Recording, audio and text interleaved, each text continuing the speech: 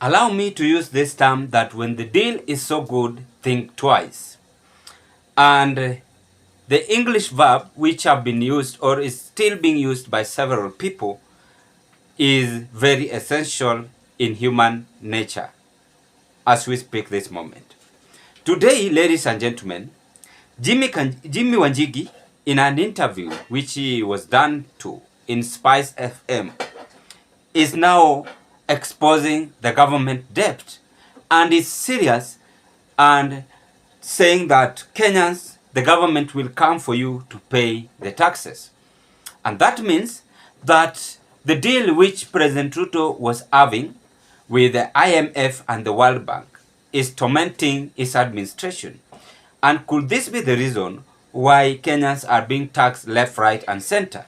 We are going to listen to that from Jimmy Wanjigi's remarks. And I believe that he have exposed that.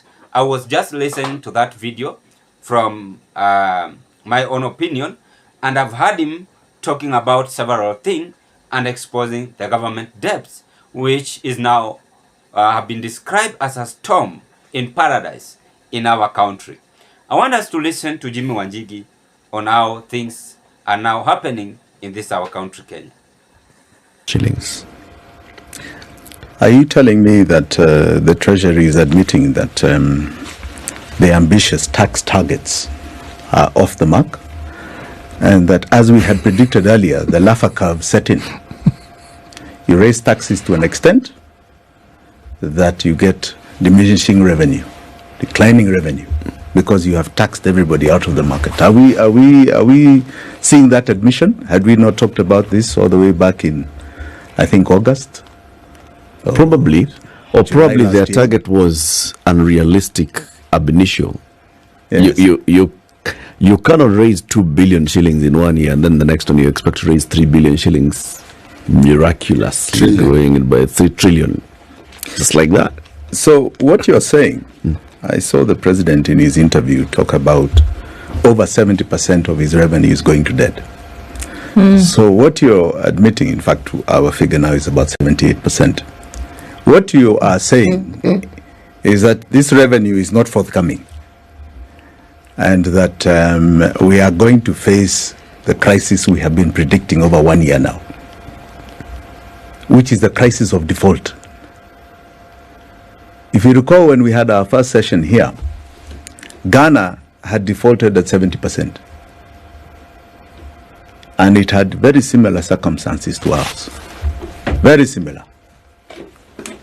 And we have the head of state admitting that that is where we are today.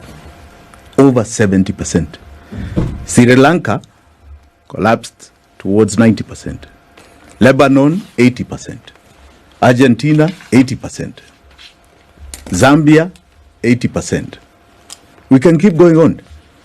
80% of what? 80% of revenue going to debt. So we are at a situation where it is inevitable that our predictions of debt default are coming. And in fact, I think it is now common knowledge in the market for anybody who is dealing first and foremost with domestic bonds. This year, because it's interesting to see those figures in the nation, this financial year, Parliament passed loans, foreign and external loans of 313 billion. But a month later, the National Treasury gazetted external loans of 870 billion and domestic loans of 690 billion, bringing their total debt this financial year to almost 1.6 trillion. So I don't know whether they are trying to adjust themselves to slowly ease in some facts which are not quite true in relation to the budget. But what Treasury did and what the National Assembly did were two different things. So it's like we have two budgets. Now, if you see the domestic debt of 690, they have 374 billion shillings that is going towards redemptions. Those are rollovers of debt previously taken, maturities. Now, what I'm understanding, and I think this may have been triggered by a lot of our discussions, may have been triggered by the amount of tax revenue going to debt, the questions of insolvency. But one of the biggest triggers was in November, where Standard Chartered Bank said 52% of our bonds we are liquidating, even if it's at a loss of about 2 billion shillings. And it has continually done that. Other banks are following suit. So what is happening now is that this 374 billion in redemptions, people don't want to roll over. They want their cash. Bondholders, whether it's banks, insurance companies, pensions, individuals, want their cash.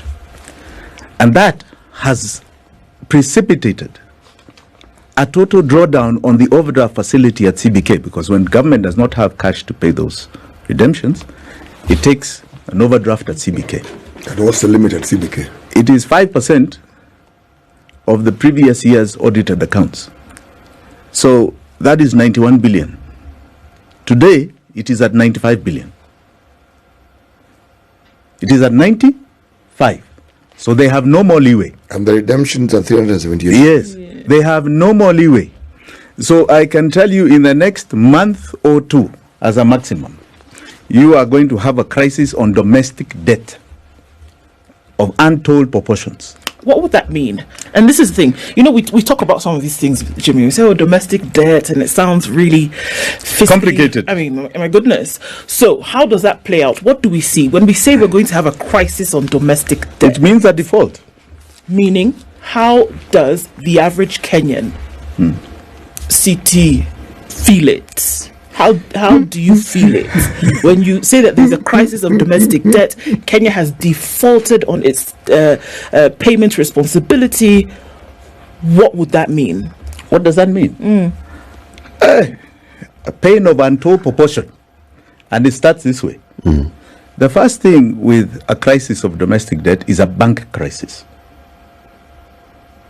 You have an immediate banking crisis. The banks are threatened with the possibility of closure. Now, in countries like Lebanon, in countries like Argentina, banks closed. Lebanon closed from 2019 until earlier last year. So it means that you have no access to your revenue of your money. You have no transactions you can do with local banks. That's a huge crisis. To save banks from closing, Ghana did what you call debt distress exchange. So they said, we are going to remove a certain amount of people's deposits, a certain amount of your bonds, of your debts, and pass it on to you and I, the sovereign. In Ghana, it was 30%. So if you had deposits in your bank of 10,000 shillings, you give it 3. You 3 went. If you had foreign exchange, it was turned into shillings immediately, and 30% was removed. Now in Ghana, it has gone to 35%. They increased another 5%. Now, it then creates what you call an inflation year in September. How exactly does that help the government? You have reduced, essentially you've plummeted the value of whatever it is that I have by 30%. That's not even 30% not reduction, it's plummeting. It's plummeting, yes. Yes, so how does that help the government? You see, who is the sovereign? The people. So who is responsible for the debt? Right. So they come for you. Just like this government is coming for you for taxation. It is raising its tax because it has that debt to deal with. It comes for you. It's very simple. So the government is merely trying to survive. Merely trying to survive. And what happens is that this is done with other creditors, where they say you have both domestic and foreign debt. Let us see what the sovereign is prepared to swallow with their local debt. Then we, as IMF, as so on and so forth, will look to see how we can assist you with your external debt, which is them. All right? That's how it begins. Now, thereafter, I think it's important to understand. You have an inflation rate that goes to the extent, because nobody wants your currency. Even you don't want to hold on to your local currency. Yes. So in Ghana, the CD lost value to about 50%. That was the inflation rate. 50%. So you tell me mwananchi and cost of living. All right? That means cost of living, whatever you can see today, will go up 50% as a minimum. But that didn't stop there. You immediately had a foreign and exchange rate problem. It lost its value to the extent of almost 80%. We are sweating today here of an exchange rate that in 1 year has lost 28% of its value. You imagine anything above that? And tell me about cost of living. What do you think the cost of petrol will be? What will you ever be able to afford here? So you are talking about a major crisis. You then have what you call a mobile banking crisis, an electronic crisis. So your M-Pesa will be deducted. Anytime you transact, whether you deposit or you send, you'll find you have the same 30% deductions. All right? And it may stop for a while. Because unless it is negotiated well enough, there'll be no backing in order to support those transactions. So you're talking about a major cash flow problem for each and every one of us in this country. Unfolding. Unfolding. Armageddon. Very, very, very soon. And that's the outlook for 2020. This very soon. Yes, very soon. I mean, a lot of the people I'm talking to are predicting the next 6 months. I believe we'll see a crisis in the next 3 months. Jimmy, when you were here at the beginning, the first quarter of last year, I've been keeping quiet because what I'm hearing here today, I heard it Q1 last year. And you predicted that, you know what, in fact, by July, you guys, things will be so bad. It's a year later, Jimmy. It hasn't happened. Yes. Actually, it has. And now you're saying it's going to happen again in the next 3 months. Actually, it has. It has. Those things specifically have not happened, City. No, the magnitude that he speaks of, we have not experienced. But it's not just the clouds. We've actually had rainfall. You know how we say we're just seeing the impending rain and there are dark clouds? The raindrops, and these are big drops, they've actually started falling. So explain to me how they happened. Let me tell you what I am seeing. Has there been a haircut on your deposits? No, wait. Let me tell you what I am seeing, okay? Every time we have talked about cost of living and not being able to afford, and why this conversation has refused to move away, is because we keep being told our shilling has lost value, plus the cost of what we need to live keeps going up. And then we also see the so-called value of the shilling sliding against the other currencies that are supposed to be major currencies in the planet. But the signs that cause me the greatest worry is with our external debt. When I see the Bretton Woods institutions, the people, there's always news about them coming in to help us, coming in to do this. Now, the sort of help we get is not the regular loan where somebody is going to borrow, because it looks like we're not just limping. We have a problem and somebody needs to seriously come in to assist us, because without this, we're going to tumble. Now, that is my interpretation. Now, when that happens, I feel, how bad are things really? Because, okay. Yes. Good. There is Now, no... let me compliment what CT has said. First and foremost, I don't recall July. I remember September. Yes, it was September. It was September. My target was September, after the first budget of this regime. And you can see I am not too wrong. Tell me if any county has been paid their dues in the new budget. What do you mean by dues? You know, there is something called a first charge. Right? First charge items on the revenue are debt, county, and pensions. Since the new budget, I want you to tell me how much money has gone to counties, and it's a first charge before salaries of government. So government has defaulted on that expenditure. It has not remitted money to counties. On time. What do you mean on time? Find out how much has been remitted. Apart from salaries that have been going to counties, please tell me a lump sum percentage of the 385 billion that is supposed to be paid in this financial year as revenue share to counties. The president himself said they are delayed with salaries. They are rolling over and they are paying salaries very late. Okay? They are very clearly having a huge increase in pending bills. They are defaulting on pending bills. A lot of them. The same government came out and said they are going to pay the Eurobond. And they were going to pay part of it by December. Yes. Why have they not paid it? Because the people they expected to finance it, can you imagine we are financing the principal? We don't have the cash.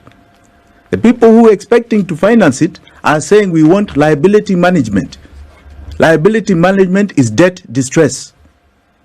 And they started saying it in November. October, November, and December. Who are these people? Trade Development Bank, for example. Standard Chartered Bank. All right? Those, all of them, they tried to group them up together. And they said, we want liability management, which is distress, debt distress exchange. So it is here with us. Okay. It is here with us. We may be wrong in terms of a month or two, but I can assure you, just like CT has articulated, it is here with us. It is our clear and present danger. It is what is affecting each and every one of our lives every single day, making life unbearable for us. Sure. I mean, I have a number of questions, but one of them is that, we see what's happening. It's very clear. You don't have to do much to figure out how much this pinch is at the moment. And what you're saying is that it can get worse. But interestingly, not too long ago, the Deputy President said, we've done everything that we need to do to remove Kenya from the brink of falling over the edge, right? And then the President, not too long after that, then actually said, you know what? We have stopped. We've put all the things in place to make sure that Kenya does not tip over towards a debt crisis. So as far as they're concerned, or it could be propaganda, but as far as they're concerned, everything that they needed to do to make sure that Kenya does not get to the place that you're talking about has already been done. It's like now the antibiotic has been administered and we're waiting for those few days where you're going to feel groggy and gross until the medicine starts to work. Okay, are you telling me you believe them? I'm just telling you what they said. Okay, because I can assure you of something. that is very similar language to that was done by the Minister of Finance and the President of Ghana from May 2022, and they defaulted in December. Same language. In fact, when they were defaulting, they said it will not even harm the Ghanaian. Right? This is something the government can manage. That is similar language that you're talking about. But the reality, we are living it. The reality is the shilling is still losing value, as CT said. The reality is they are coming back and hitting us for more and more taxation. Now they even want to hit the farmer for every 100 shillings he earns. They want to take 5 shillings. They're hitting everybody more and more. And right now, the reality is that banks, large bondholders, small bondholders are saying, we do not want rollover. It is now too risky to hold on to government debt and government paper, which tells you the signs are there. The clouds are clear. It is about to rain. So, Jimmy, just looking back again, in last year, the signs that you said, let's look out for these signs. And you're comparing with what has happened elsewhere. This is lived experience by the people of Ghana. We even hosted a member of parliament from Ghana who came and gave us actual practical experience that he himself had gone through. And some of those things were a situation where the government would talk and talk as if things are okay, and until they reach the end of the tether. Correct. And the next thing that they had to do was to now do the things that you've said. Look at, okay, as a sovereign, the kind of money that I owe you, first of all, I'm rolling over the debt. Number two, I'm looking at the amount of savings that you have. I need to shave off some of that money and to look into raiding people's pockets. And he said, this is what's going to happen before the end of 2023. Why do you think it did not happen before the end of 2023? Well, with everything, you have a plus or minus error margin. But principally, the government just has defaulted on all its other commitments. I give you the example of counties. They have put out an image that IMF and World Bank are saving them. And these are false images, because we know the reality of drawing down on that debt. Let me be very clear. Mm-hmm. I have been very clear about what you call odious debt. We have a very unique position. And I said, if this government continues to pay debt that is not legal, we are going to default. And they continue to do so. And that default is of their own making. Today, I will not blame the previous regime, I will blame this regime. It is of their own making. They have chosen this path of self-destruction. And that destruction means we are also going to get destroyed. But I want to tell them this, because this reality is coming. And this pain that is going to come to us, we are not going to accept or believe that they are the ones who are now going to be capable of taking us out of it. We will not. Ghana is probably the only country where head of state has survived in power out of default. And he survived only because he has 2 years, he has elections this year. He pleaded to try and exit with some honor. But every other country, they are removed. Even here, that is coming. And I say it is their conscious decision, a decision they have made themselves, that we will pay this odious debt and will continue sinking Kenya. You've said something, and you just make a linkage, and Kenya could default or headed down the road of default. And the reason for this is because Kenya is paying illegal debts. Correct. Okay. Now, it seems as though you've been saying these things over and over again. Over the weekend, CS for Lands, Alice Wahome, said a number of things. I don't know, were you in Nyeri when were you there? I was with her in Kiambu, in Kino, Kikuyu constituency on Friday. Okay, on Friday. And then she said, Jimmy Wanjigi, keep doing what you're doing. Yes. We hear you. Continue doing what you're doing. It sounded as though, you can be in your corner saying what you need to say, but we're going to continue doing it because you're keeping people righteous. But what you're saying is beyond just holding a bullhorn in a crowd somewhere and hoping somebody pays attention. But we're talking about serious stuff here that would essentially sink this nation. So it's not a matter of keep doing what you're doing and somebody patting you on the back and saying, okay, keep people righteous, but saying you actually look at what you've been doing, stop what you're doing, otherwise Kenya is going to the dogs. Let me assure you of something here, and really I don't see in all essence how we are such a unique country that every country that has reached this stage where you have all your revenue, literally almost all your revenue going to pay debt, has had to default. But Kenya is so special. Somehow we are so special, we are going to avoid it. Right? And that default is extremely painful. Now, we have sung this for over 1 year, that this is the danger ahead. And it's because you are paying this debt. They have refused to listen. So they are consciously taking us to that situation of collapse. They are, in fact, with a lot of zeal, making sure that they come and cause us even more pain by taking more and more of our money in taxation, frustrating every business you can think of, every producer you can think of, right? To pay this odious debt, this illegal debt, and still collapsing us. They are making that conscious decision. Now, I want to tell you something. We will give them no time, because we are getting there. I can tell you here, we will give them no time to imagine that we believe they can get us out of it. So what will you do?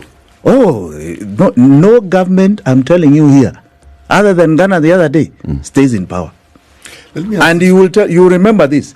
You know, these are extraordinary circumstances, City.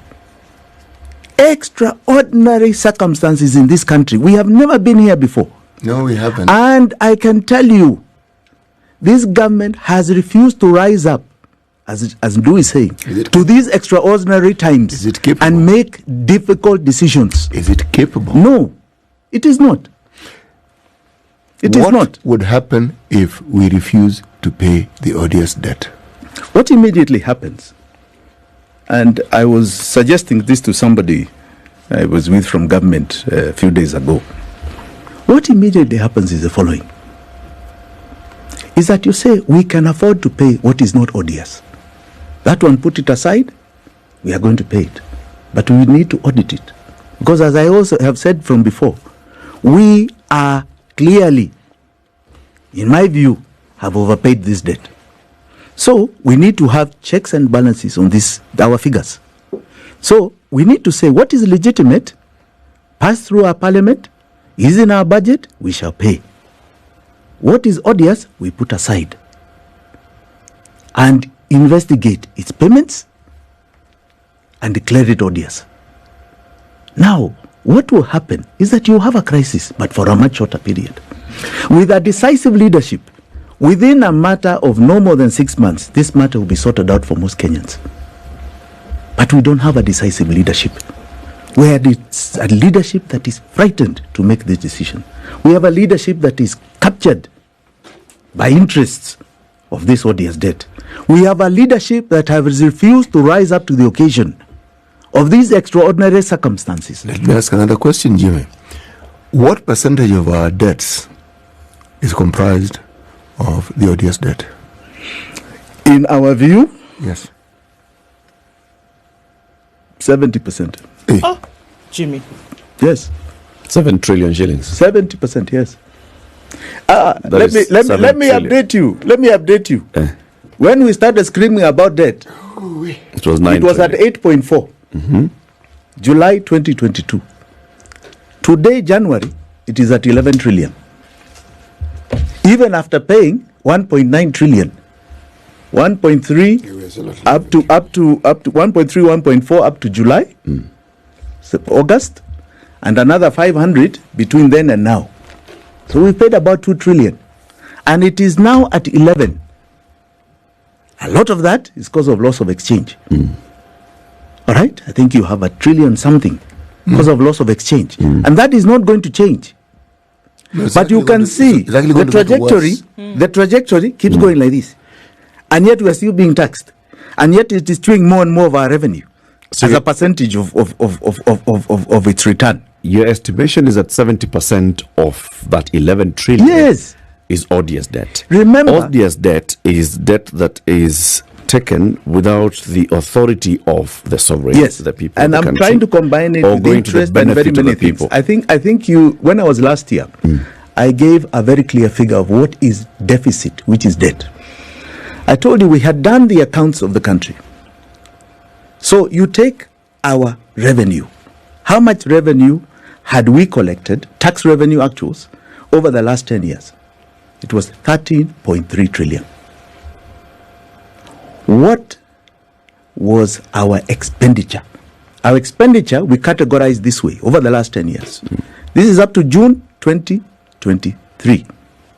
We categorized this way. Development was 6 trillion. What was the county expenditure? Over 10 years. What were the salaries over 10 years? What were the operations? What were the pensions over 10 years? We removed debt payments.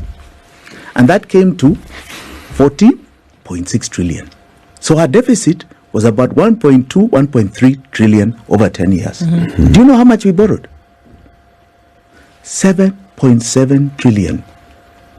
For what? 6.5 trillion above what was required, which is like 60 years worth of debt in advance that we pay today. It was not needed. That is the odious debt. What was it needed for? What did it fund? It didn't fund any shortfall that we had. So what was it? Now, there's no way we can pay it. There's no way we can ever pay it. But the journey for refusal to pay this debt that has been incurred to by the government to whoever has lent us the money has to start somewhere. Yes. Has to start by looking at, first, was it legally acquired? Correct. Through legal instruments? Correct. So were there legal instruments No. that were breached in the acquisition of this debt? Absolutely. There were legal instruments that were continually breached. Which? It was not in the budget. It was never passed by parliament. It was never in the appropriations bill, which is the budget. It never went as a line item to be expended for any project in this country, because you can only borrow for development. In the short term, you can borrow from the overdraft and bills, which are 1 year. Yep. Full stop. Right? So these bonds, for example, that the banks have given the government, what project did they fund? Because they are medium term to long term. What have they funded? Nothing. They don't exist. What did the Eurobond fund? Show me where it is a line item in the budget. We came here and we explained to you and showed you what SGR was about. So the instruments that we use so to ascertain all these things, Jimmy, number one would be the budget making process, and Yes. this is The law. Parliament. The law. Okay. The law. If it has not gone through Parliament, then it has. This is an expenditure that has been made without the authority of the sovereign. Correct. Through their representative in Correct. Parliament. Correct. Then number two, lack of tracking that this has gone to the benefit of the people would be the Auditor General's reports. Correct. That would highlight that I do not see What it was expended for. where this money has gone to. Correct. Do we have those corresponding reports from the Auditor General that actually show there's a 6 trillion shillings here that has not gone to be expended in accordance with the law? I can that then assure can you- be used to say this is odious debt, or do we just use our own calculations? No, I can assure you these were their records that we have looked at. Whose And records? all we removed, the budget, the treasury records and the Auditor General. All we have removed is debt payments. Remove all the debt payments. That's all. And that is the figure.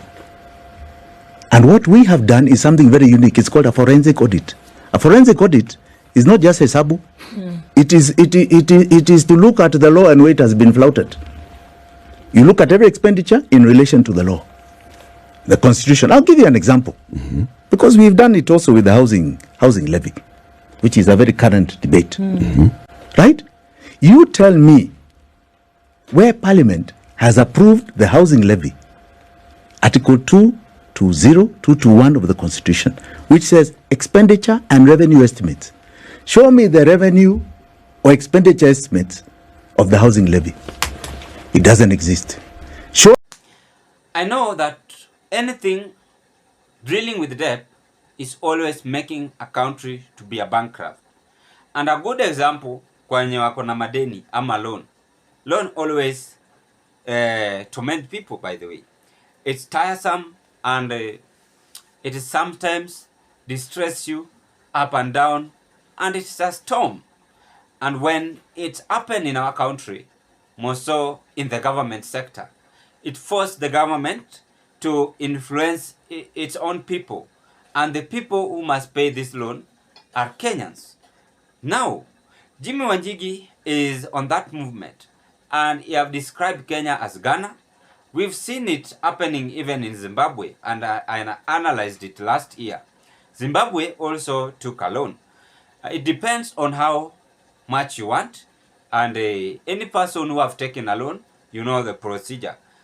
It depends on the amount you want, and how you will pay it is up to you and upon you.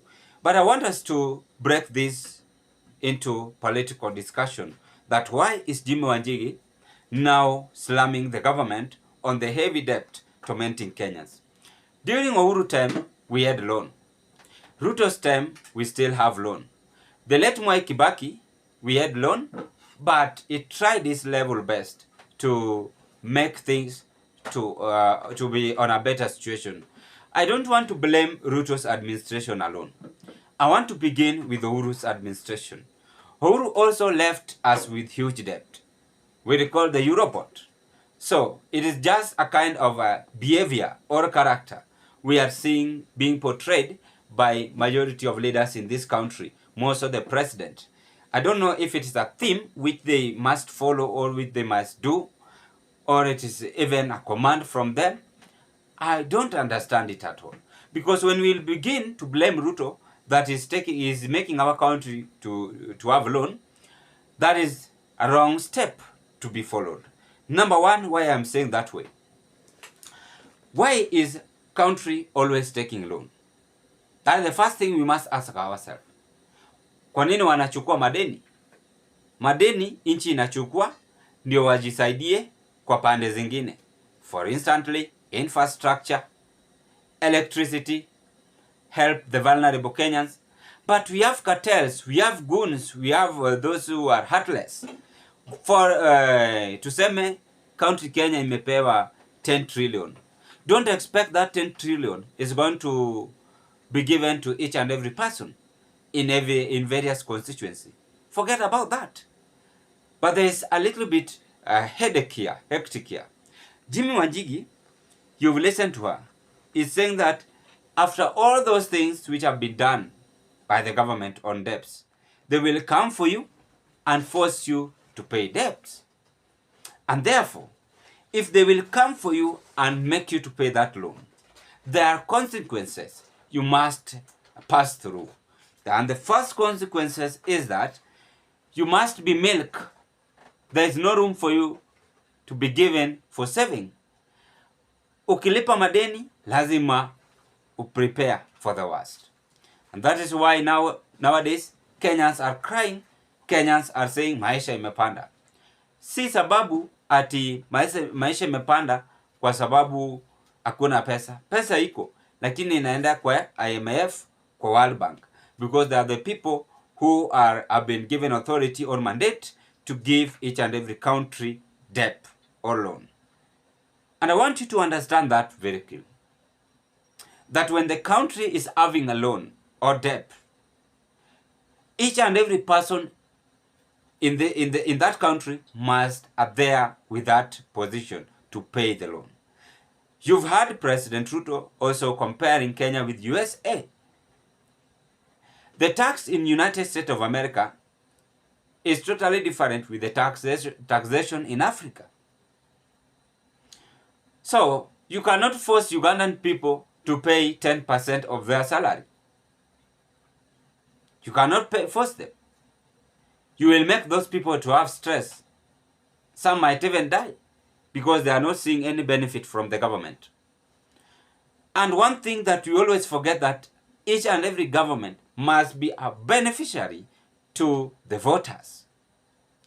So the question we must ask ourselves, was Uhuru a beneficiary to us? Is William Ruto a beneficiary to us? None of them. Uhuru left us with debt. And you are all aware of that. Ruto is still proceeding to borrow more and is very reluctant. We had even Gen Z demonstrating and demanding for more details on that debt. I analyzed even Madam Susan Nyakumisha's office was given billion from this country, Netherlands, to cater for expenses in hospitality. But when you will be shocked when you visit Mama Lucy Hospital, so pathetic, inadequate of beds, medical facilities. Not only Mama Lucy hospitals. You go to places like Muranga, you go to places like Kiambu, you go to places like Nyanza, you will be shocked. That is why I keep on saying, you as a leader, it doesn't matter the position you are, you must be responsible to all your mistakes. And therefore, if Jimmy Wanjigi have today stormed the government on the debt, I want to appreciate him so much, because Wanjigi is doing a very good job. It is sometimes good to expose the government, because right now we don't have the opposition. The opposition have been swallowed. We only had them during demonstration. We had Kalonzo speaking, Raila Odinga talking, but Raila Odinga is no longer quiet. Is nowadays quiet because he's waiting for the AU job. Comes next year, Feb, God willing. When you talk about Kalonzo Musyoka, how is he going to attack the government or defend the government? People like Jeremiah Kioni, they are just influencing people. And we all know them. So Ruto had done all these tactics and captured even the opposition and even churches. And that is the problem we are now experiencing in our country. But if there was someone putting this government into toss, then we could have been on a better situation. Checking on how these loans or debts have been used, borrowed from each and every country, wametumia kufanya nini, hivi na hivi. But you see, even the governors are misusing the county government funds. And Kenyans, you are aware of that. The MPs wanakula CDF usiku na mchana, you are aware of that. Na hizo pesa, tukisanya vizuri kama inchi, hata tungemaliza ile ya Uhuru Kenyatta. Ruto have never come out and say tumecomplete loan ya Uhuru Kenyatta. Tungemaliza hata hii loan ya Ruto. Sijui alichukua ngapi. Jimmy Wanjigi said trillions of money. Hiyo pesa imetusaidia na nini? Maisha bado inaendelea tu kupanda. So those are the things we must check and we must look and be serious with. And I fully support Jimmy Wanjigi on deconstructing the government on heavy taxation. I think that is a best move, and let the government change its tactics on loan. Let them concentrate on how they can finish the other debts, complete this one, and allow Kenyans to breathe. That is what I can say. Or else, we are not going to experience much in Vision 2030, God willing. Many Kenyans are going to say, we had hope in 2030. But what happened? Ruto akimaliza yake ni rigiji. Huyu mwingine akimaliza yake maybe ni mwingine ama ni mimi, huwezi jua. So those are the things we must check and look on a better future to this our country. I wish you all the best, ladies and gentlemen. Drop your opinion on Jimmy Wanjigi's shocker to William Ruto's administration. Thank you and bye-bye.